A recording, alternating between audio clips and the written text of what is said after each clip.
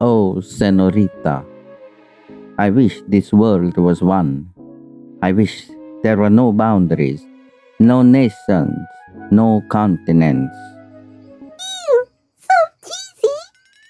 I know it sounds impossible, Kitty, but it is said there was a time when this world was actually one big supercontinent called Pangea. Really? Hey friends, in today's episode, let us learn about this enormous single landmass we call Pangea and answer a drifting question: how continents were formed. Zoom in! So, what is Pangea? Well, the Earth we see today didn't appear to look like this over 240 million years ago, as it didn't have 7 continents, but instead, one giant supercontinent called Pangea, meaning all lands, which was surrounded by a single ocean called Panthalassa. Yes, my dear friends, all the countries lived harmoniously with each other until great breakup began to happen, which is known as continental drift, as the continents slowly drifted to their current positions on Earth's surface. This theory was proposed by a scientist named Alfred Wegener in the year 1912, as he explained the similarities between the continents. He showed us how the South American and African contain fossils of animals like Mesosaurus in areas that match up across the ocean. He further explained that it is physically impossible for these reptiles to swim across the Atlantic Ocean. Thus, we can say that these animals lived within the rivers and lakes of a single giant habitat that later broke apart. He also showed how the ancient rocks on the Brazilian coast also matched those found in West Africa, and also explained the presence of similar plants in different continents. But the scientific community was not entirely convinced by Wegener's evidence due to lack of a mechanism for how it works. So later, the theory of continental drift was replaced by the science of plate tectonics. But the massive question is, what are these plate tectonics and what causes the continents to drift apart? Well, for that, we need to look below our feet, deep inside the Earth's surface at the deepest layer of the planet, known as the core, where it's as hot as the surface of the burning sun.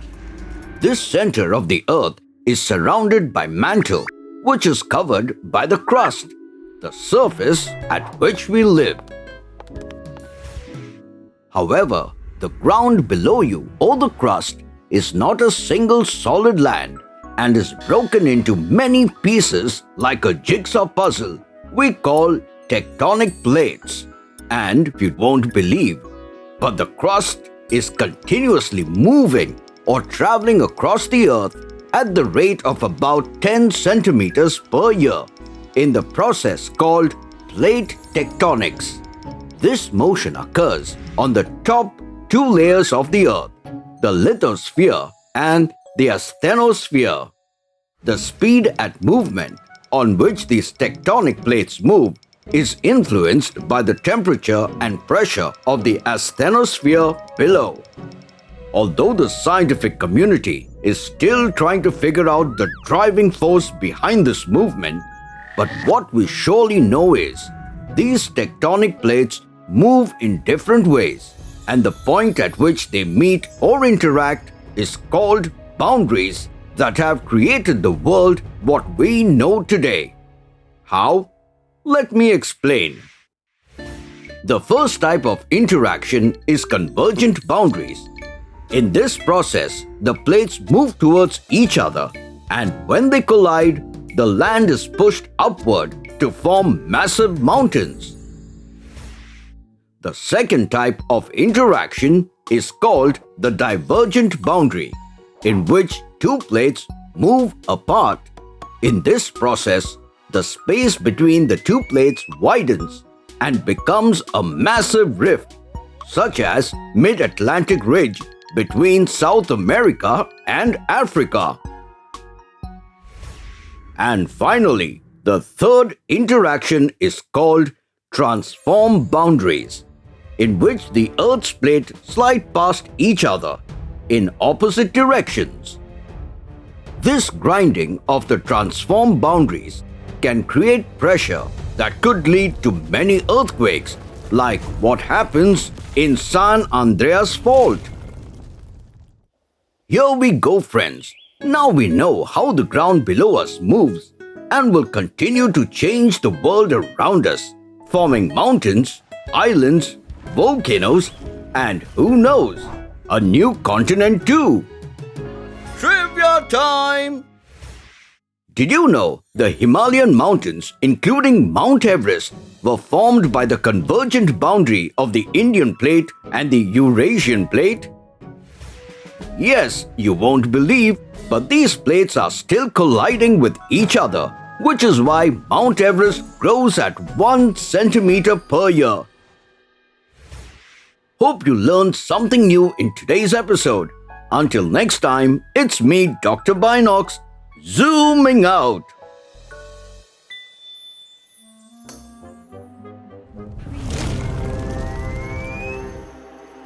Oh, never mind. Oh, little kitty, good to see you solving the 7 continents puzzle. But Kitty confused. Don't worry, my dear, when Dr. Binocs is here. Hey friends, in today's episode, let us go around the world to explore the 7 continents and learn what makes them unique, the culture, the key points, and most importantly, answer a 5 marks question: what are the 7 continents of the world? When we look at a globe, it is not difficult to spot these large solid areas of land we call continents. They come in all shapes and sizes, from small to large, and the Earth has 7 continents in total. They are Asia, Africa, Europe, North America, South America, Australia, and Antarctica. Although these continents are part of one world, but they all have different climatic conditions, environment, population, and much more. So, let us have a brief look at what makes these continents so different from each other.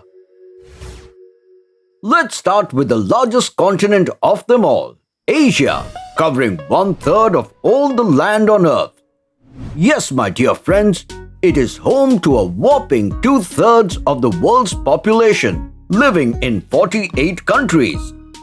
Among these are China and India. They hold the number 1 and number 2 spots for being the most populous countries in the world, with nearly 1 billion people each.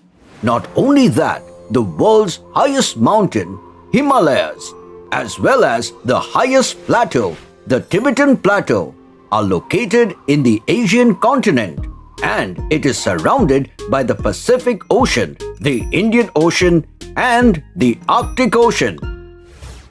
Next comes the second largest continent in the world, our very own Waka Waka Africa, that lies between the Atlantic and Indian Ocean. It consists of 54 different countries that are more than any other continents. It is blessed with the world's longest river, the Nile, in the east, and the northern part is engulfed with the world's largest desert, the Sahara Desert. Not only that, but this continent is also home to many wild animals such as lions, elephants, zebras, rhinos, and much more.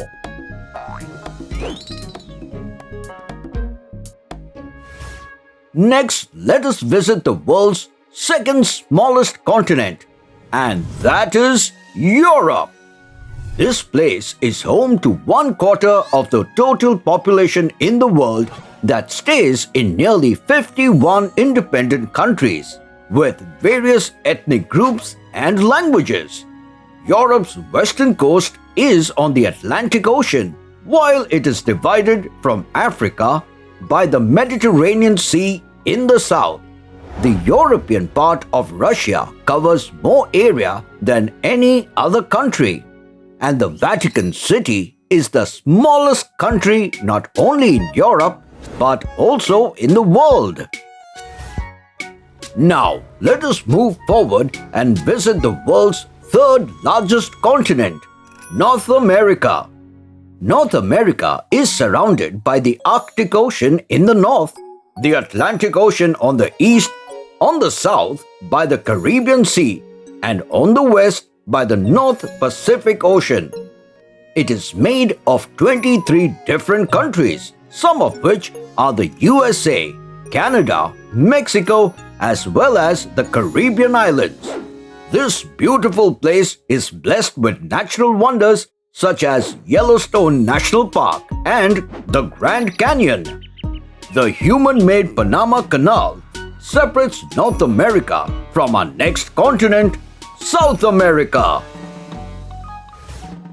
South America is the world's fourth largest continent, bordered on the west by the Pacific Ocean and on the north and east by the Atlantic Ocean. North America and the Caribbean Sea lie to the northwest. It consists of 12 sovereign states, and some of them are famous for their soccer teams such as Brazil, Colombia, and Argentina.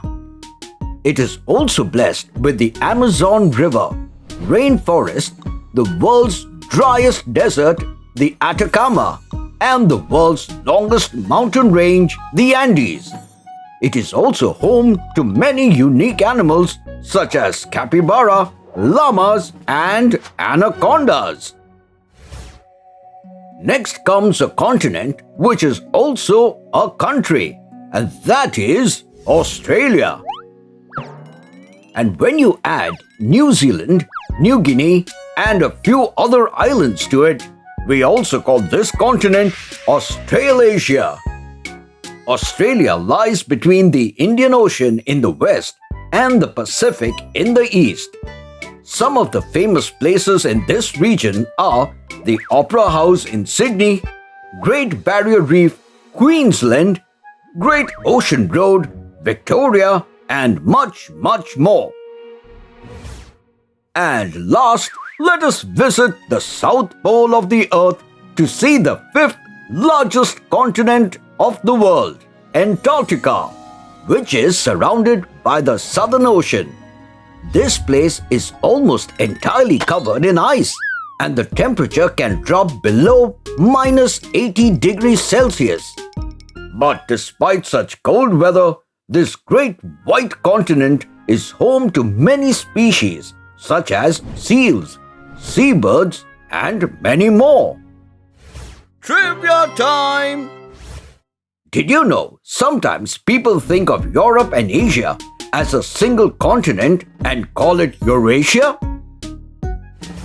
Also, India and many other regions around it like Pakistan, Bhutan, Nepal, Bangladesh, Maldives, and Sri Lanka makes the Indian subcontinent. Hope you learned something new in today's episode. Until next time, it's me, Dr. Binocs, zooming out.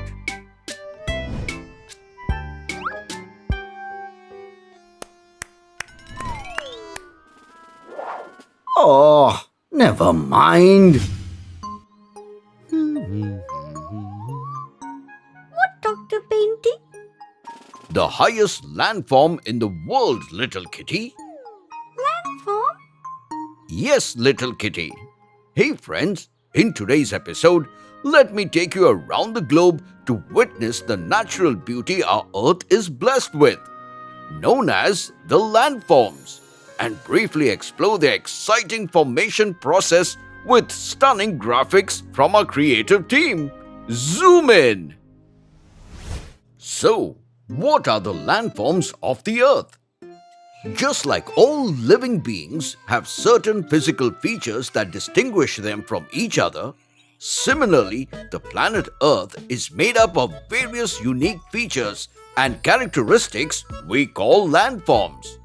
Yes, my friends, the landform is the natural geographical or physical features of the Earth that are classified into various types such as mountains, hills, valleys, plateaus, plains, etc.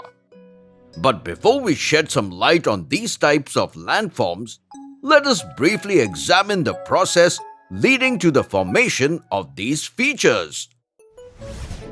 First comes the external process, in which external factors such as wind and rain shapes the Earth's surface by erosion and deposition. Yes, erosion is a process in which sediments get deposited in a different location, whereas sediments are the materials on the Earth's surface, such as soil and rocks. Next comes the internal process, and as the name suggests, it is the process that occurs inside the Earth's surface, such as plate tectonics and volcano eruptions. These occur because of the extreme heat in the Earth's core, causing the molten rock in the mantle layer to move, as a result, causing uneven movement on the surface.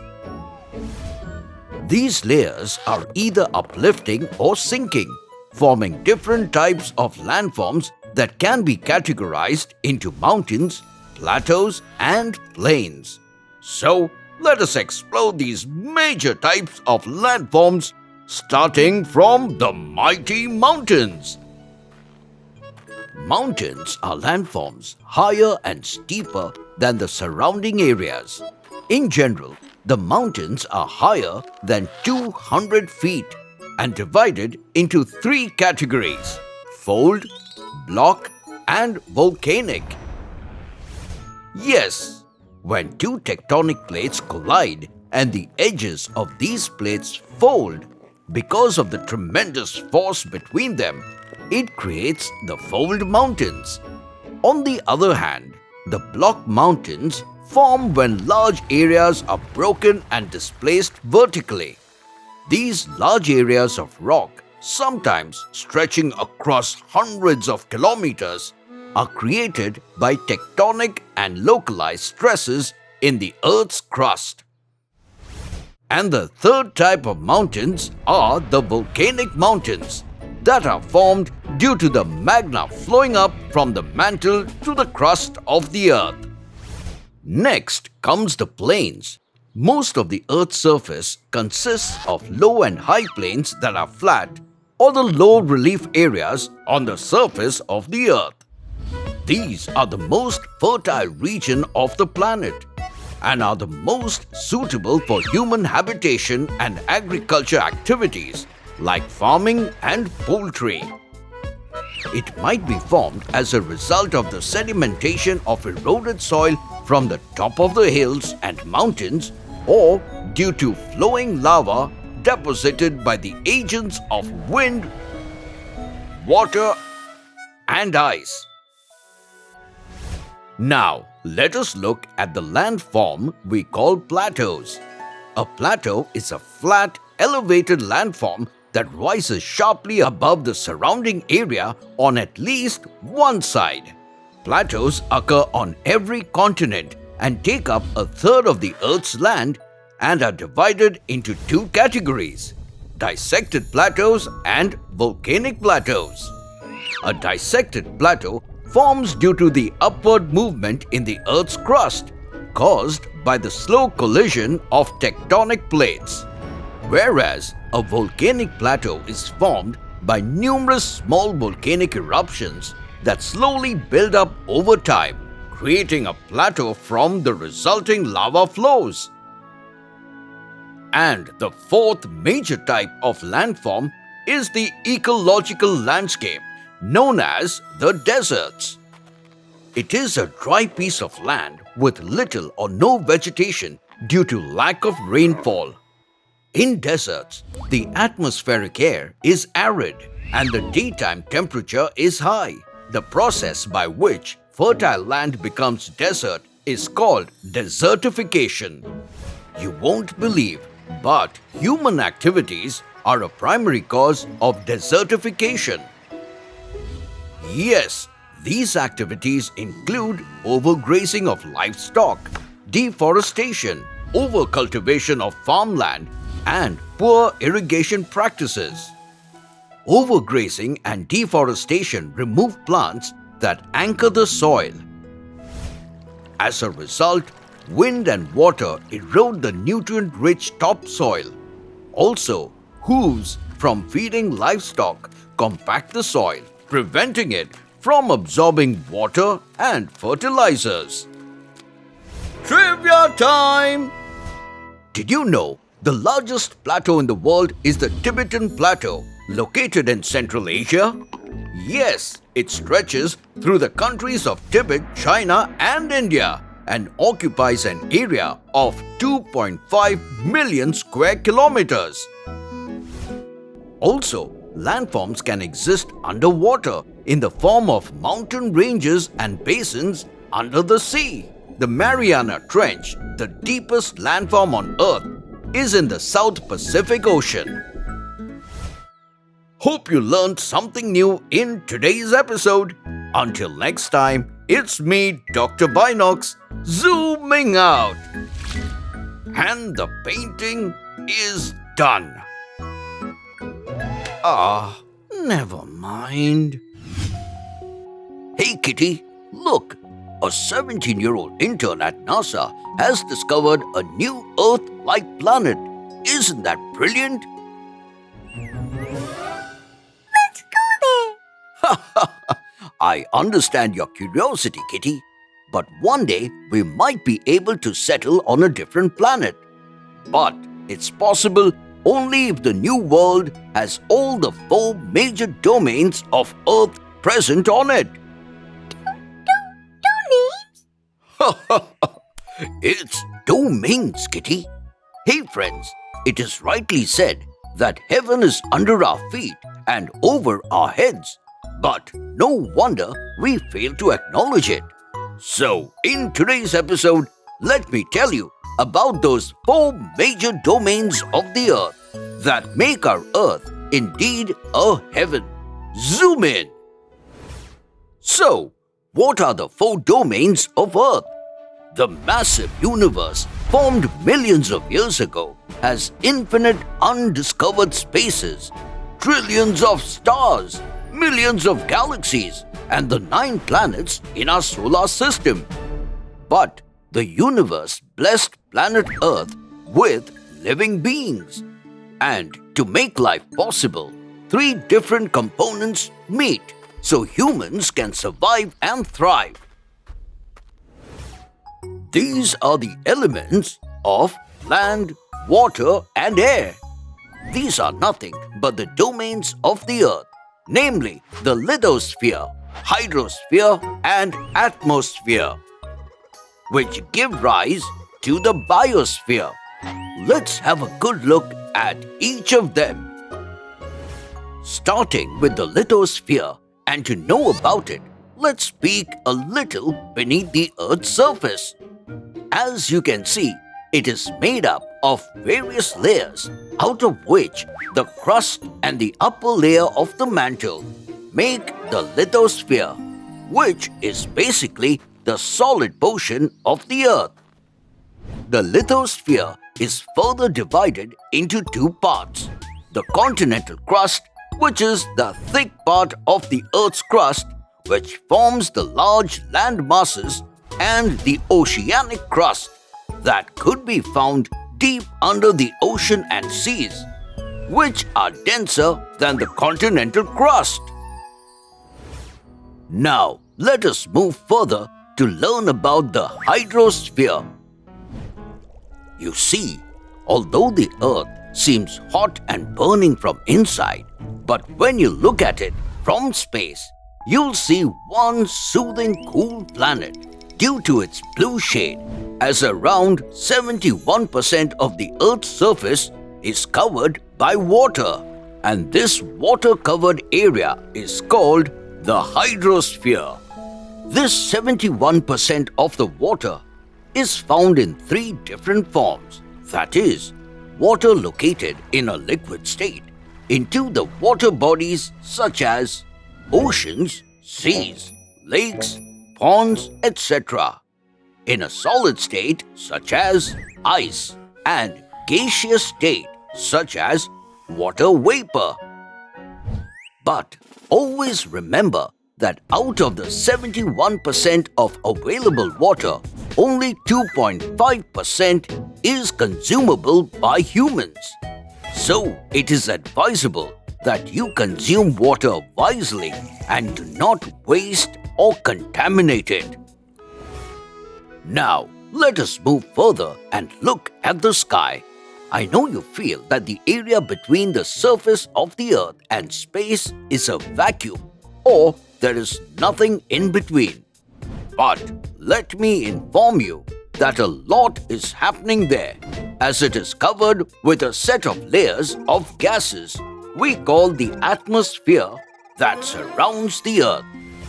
This invisible shield of gas performs various duties like keeping us warm, providing the oxygen, and it is where the weather changes. The atmosphere is further composed of different layers, and each layer has its prominence. The first layer is the troposphere, the lowest layer of atmosphere that ranges up to 5 to 9 miles above the Earth's surface and is denser than other layers. The troposphere is where all of Earth's weather occurs and contains approximately 80% of the total mass of the atmosphere. Now, as we move ahead up to 31 miles from the Earth's surface, we enter the stratosphere. This vital layer absorbs harmful UV rays coming from the sun towards the Earth with the help of the ozone layer present in it. The next layer is mesosphere, where meteors rushing with a high speed gets burnt up. And after that comes the thermosphere, where the solar radiations are absorbed and you can witness the aurora in the same layer. And the last layer is exosphere, which meets space. Now, coming back to the fourth domain of Earth that brings all the elements such as land, water and air together is our last sphere, the biosphere. The biosphere represents every part of Earth where living organisms are found that could be commonly divided into 2 main parts, the plant kingdom and the animal kingdom. This sphere ranges from the vast sky to the base of the enormous water bodies such as oceans. It is believed to be formed millions of years ago, where the first living organism to be created was bacteria. So, here we go, friends. These are the 4 domains of the Earth. We need to survive and thrive on this vast universe, and the Earth is the only planet to be blessed with it. So, cherish it, nourish it, and make sure not to do anything to perish it, because this is the only home we have, our beloved planet Earth. Trivia time! Did you know scientists claim that the Earth is approximately 3.7 billion years old, which also makes the biosphere to be almost the same age? Also, researchers say that the depth of the biosphere is complicated to measure, as there are fish known to be living as deep as 8,372 meters in the Puerto Rico Trench. Hope you learned something new in today's episode. Until next time, it's me, Dr. Binocs, zooming out.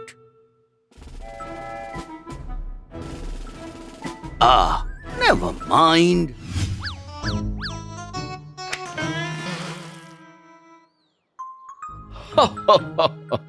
There seems to be some issue with the power supply, due to which the ice in the refrigerator has melted.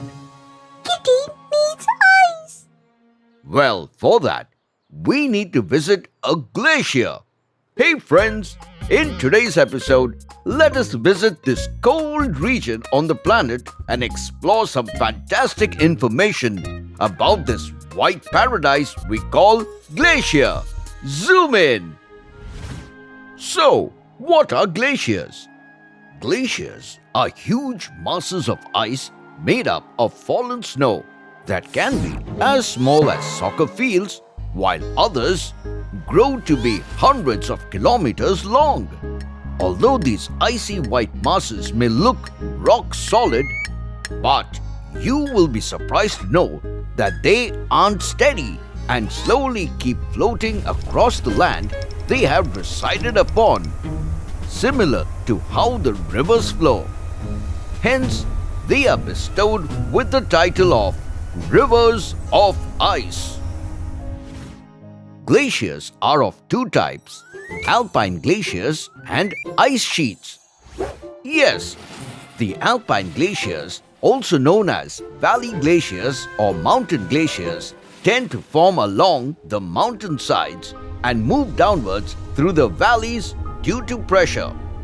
In comparison, the ice sheets cross the boundaries of the mountain areas when they form. At first, they create a dome in the center from which they spread out in all directions and cover the landforms such as hills, mountains, and valleys. But the cold question is, how are the glaciers formed? Glaciers begin forming in places where a large amount of snow accumulates each year then melts. Once the snow falls, it starts to compress or become denser and tightly packed, and slowly changes from light crystals to hard ice pellets we call neve. After this, when more snow falls over the old ones, it buries the neve underneath, compressing it further and turning it into dense, grainy ice called firn, an intermediate state between snow and glacier ice. This process of snow compacting into glacial firn is called firnification. And as time goes by, after many years and many snowfalls, layers of firn build on top of each other. And when the ice grows thick enough, the firn grains fuse into a huge mass of solid ice, forming the glaciers, which could take over 100 years until we see them slowly free-flowing on serene water. But do not underestimate them by the way they move. Yes, although glaciers move gently, they are a force to reckon with and can destroy almost everything in their path. Even dense forests, mighty hills, and mountainsides are no match for glaciers. Also, as these glaciers move, they erode or wear away the land beneath and around them. These white masses carry enormous amounts of rock, soil, and clay, and some of the boulders they carry are as big as an elephant. But here is a thing to remember, my friends. Glacier ice today stores about 3/4 of all the fresh water in the world. Many people believe that if temperatures across the globe increased enough that the glaciers melted, sea levels would increase significantly, leading to floods along the coastal lines. Yes, we have witnessed a rise in sea levels every year, and scientists believe that melting glaciers could be a significant reason behind it. It is still unclear how much the sea level might eventually rise because of melting glaciers. But what is clear to all is that the Earth's average temperature has been increasing dramatically in recent times. And glaciers are important indicators of global warming and climate change in several ways that could have a severe effect on not only humans but also other creatures.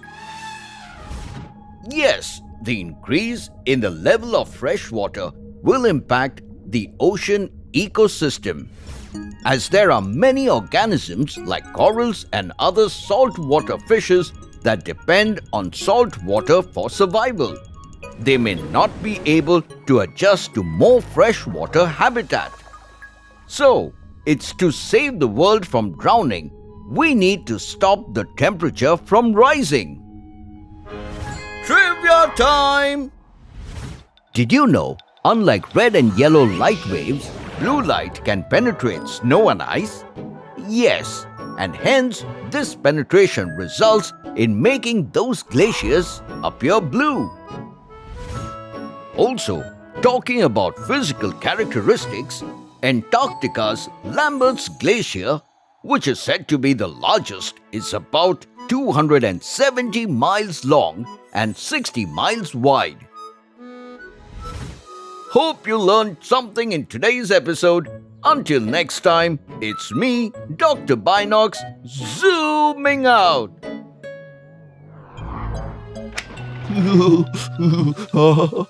Never mind.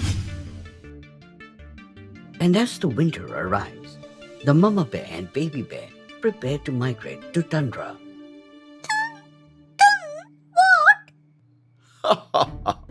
It's Tundra, little kitty. Haven't you heard of it before?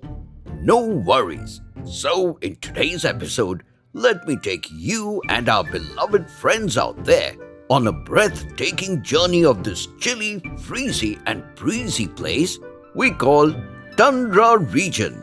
Zoom in.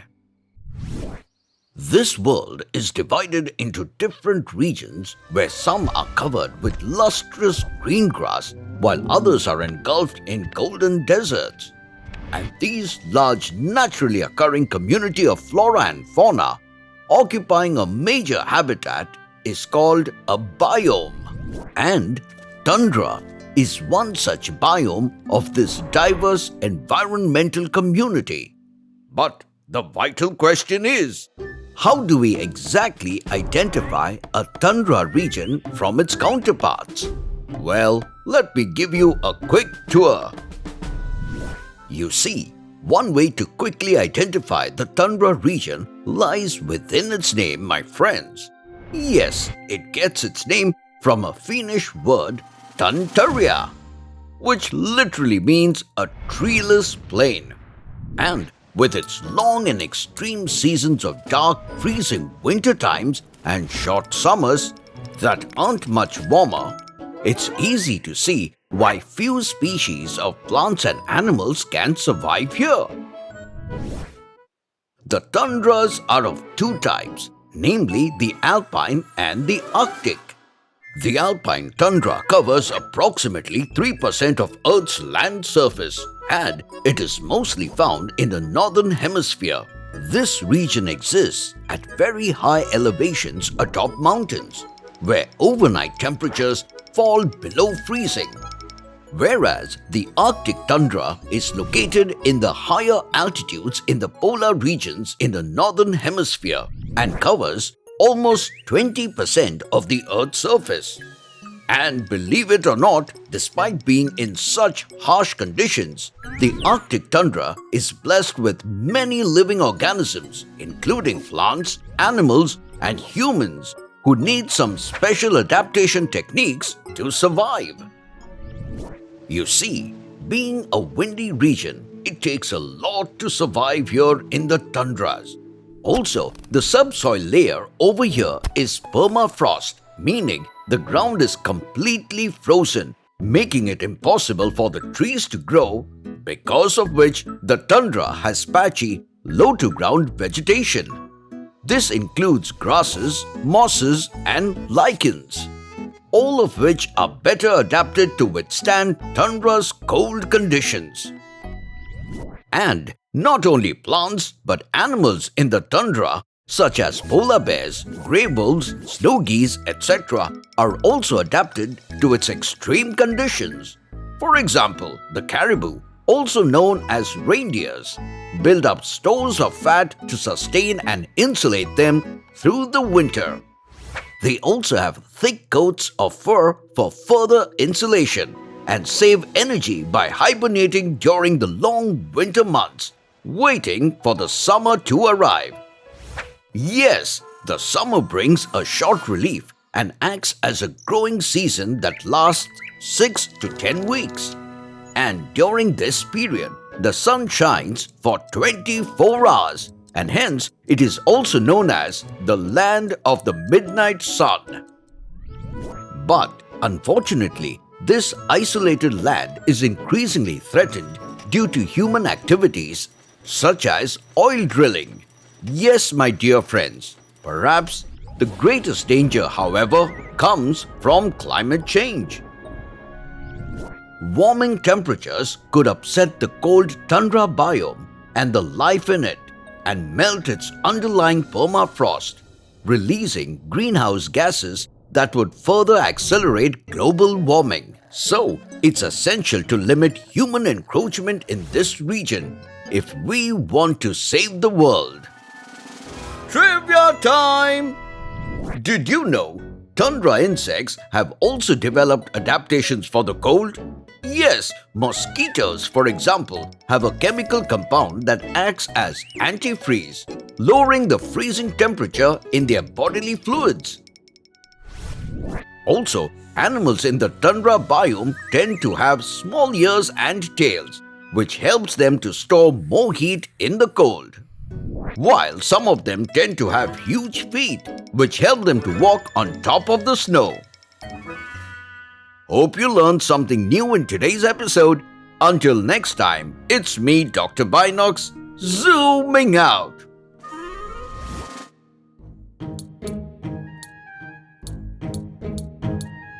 Oh, never mind.